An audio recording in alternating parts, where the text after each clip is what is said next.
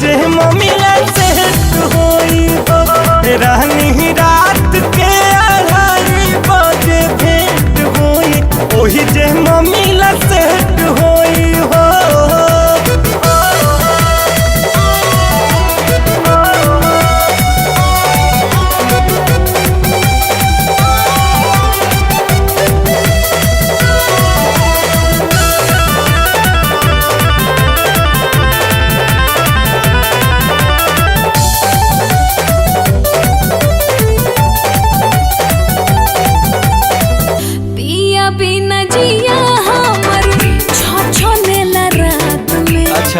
जाता बना देब रानी पहले मुलाकात में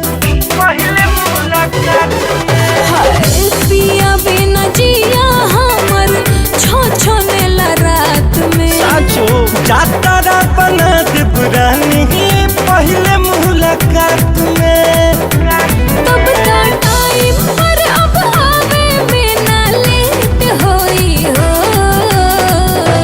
रानी रात के 2:30 बजे भेंट होई ओही जे मम्मीला सेट होई हो। रानी रात के 2:30 बजे भेंट होई ओही जे मम्मीला सेट होई हो।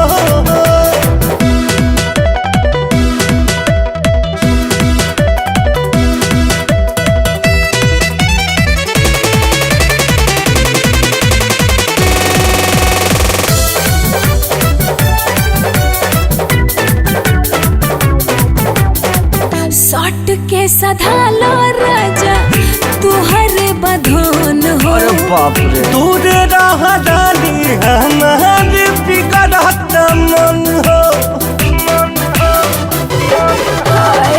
सट के सधालो राजा तुहर बधन हो। दूर रह रानी हमार बिगड़त मन हो। कबले कोटा फूल करे के टारगेट होई हो। आई हो दादा रानी रात के 2:30 बजे भेंट होई ओही जे मम्मीला सेट होई हो। रानी रात के 2:30 बजे भेंट होई ओही जे मम्मीला सेट होई हो।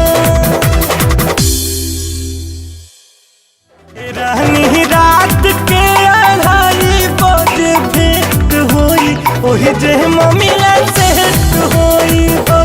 रानी रात के 2:30 बजे भेंट होई ओही जे मम्मीला सेट होई।